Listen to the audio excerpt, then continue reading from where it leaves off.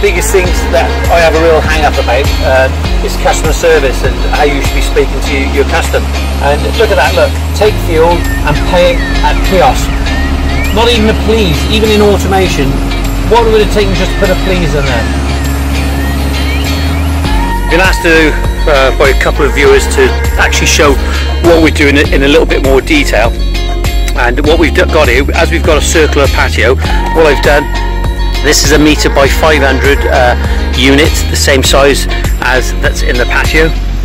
And as you can see, what I've done, I've cut it around in the same circumference as the circle, but I've also polished off the edge. And when that's wet, it looks absolutely stunning. You can see the grain right the way through the actual granite in itself, and I've rounded the edge off to ensure that it's not sharp like these would be if they were exposed.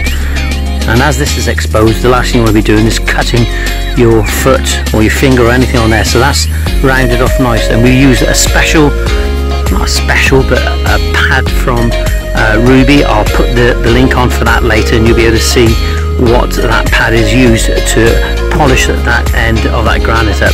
We've got another step to go in there. So what we're going to do first, we've got a concrete base underneath there, and we're going to put along here now some block work to retain the new step that we're going to try and get in tomorrow. But we're going to try and get the block work in, and then we're going to concrete it so it goes off. Okay, the vlog continues, the daily diary with Johnyboy. What we're doing here, I'm laying the slate, this is Brazilian slate, on top of this wall now, and we're only cutting on the one side. I don't want it, I just believe it's got a better look rather than cutting it from two sides. So we're just laying the slate on like this, and you can see where it is just touching that edge there, and that's the angle. And then we've got an overlap of about 35 to 40 mil, and we'll have to put a cut underneath, a little capillary groove, to ensure that the water will run down and not down the face of the granite. This is the other step that's been achieved here, and the step we actually have in height, the risers are 130 from the bottom of the slab here to the underside of the step is 130, 140 mil, 135 mil I think it is, and that's what we've done up that part of the garden as well. And if you look on this side, if you look here, we've cut around this edge here, along here as well, so it looks as if it's a radius. This job is drawing to a conclusion now, and we'll get there. And it's great that it's February, and it's an absolute gorgeous day. I think it's 18 degrees. Well, there you are. I'm showing you bit by bit. I've been asked to detail how I do things, and I'm going to be showing you this in this vlog. And I explained how I've cut the porcelain, the slate rather, as a coping stone. I'll bed those on with sand and cement, and then what I'll do tomorrow, I'll actually knock them back off. Okay. And the reason for that, then we put a thin bed of mapai, and the mapai will have more adhesion. It'll adhere better than what the sand and cement does. And some people will say, well, why don't I use the mapai in the first place? But mapai only can be laid very thinly as well. You can't put it on too thick because it's just gonna move around. So we do it with sand and cement first, just like a normal mortar bed. But you'll find that those coping stones won't come off at all, and that's the last thing you want when somebody sits on it or steps on it, and that happens on a regular basis. So mapai is definitely the way forward to secure your copers to the top of your wall.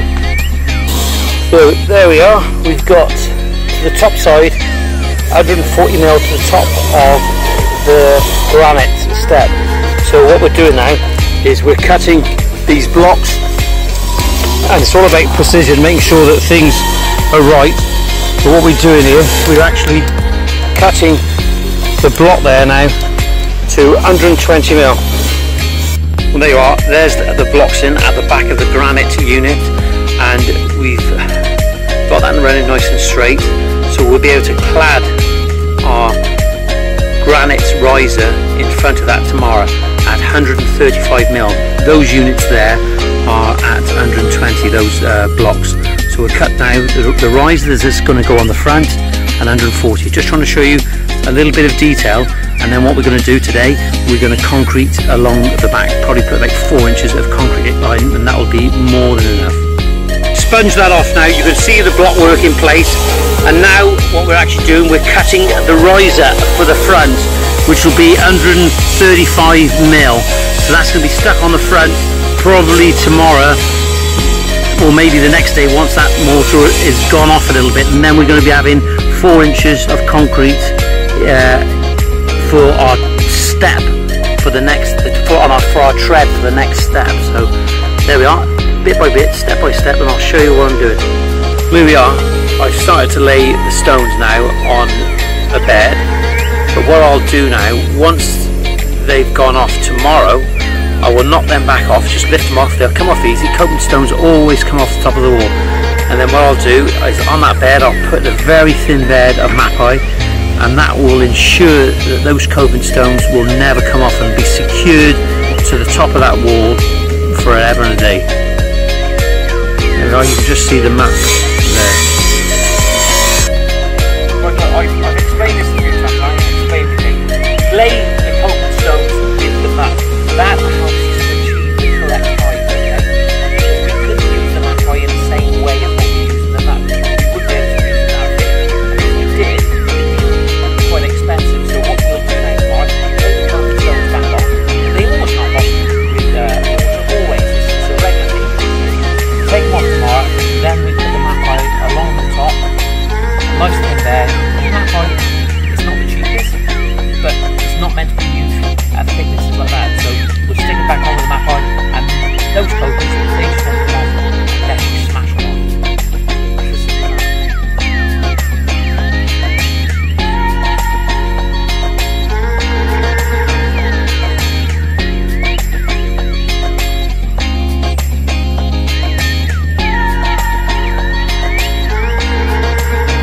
Just cleaning down now, just brushing off, getting the footprints off the pavement. As you can see, there's the coping stone.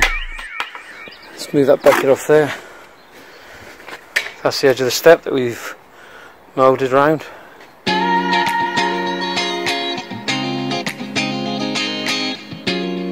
There's a slate. Just noticed we have to change that one, that's a lot light. There we are, coming around here, got the first step in now. A little bit of concrete there, so just got to check this now as well. So just got to make sure that that concrete's cleaned off that face there. There's the riser. And if you look at the back of the wall, we've actually cladded the granite on the back end of the wall, and I've got to cut that side piece down there tomorrow. Could have cut it, that was put on. I'm not sure whether we can return one way or another, but if you look at it, it's looking good. Let's look at it from this angle here.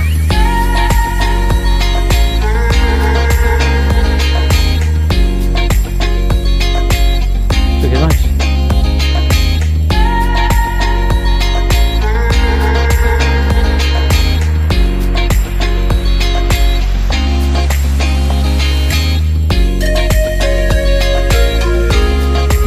I've got the concrete in for the next step. Copings laid around the wall. We'll knock those off tomorrow and stick them back on using the mapai. But you can see now how it's all coming together. When you look at the end of the step over here, just there, you can see the shape indicating a radius. There's a good flow about this, and there's a good feeling about it. It's the end of the day, and God, the phone has not stopped ringing today, and it really has had an effect on me mentally and I think physically, because I'm trying to sweep up, lay bricks and slabs and wash down, and the phone doesn't stop ringing. And I might turn the phone off tomorrow, I don't know, but we have made progress.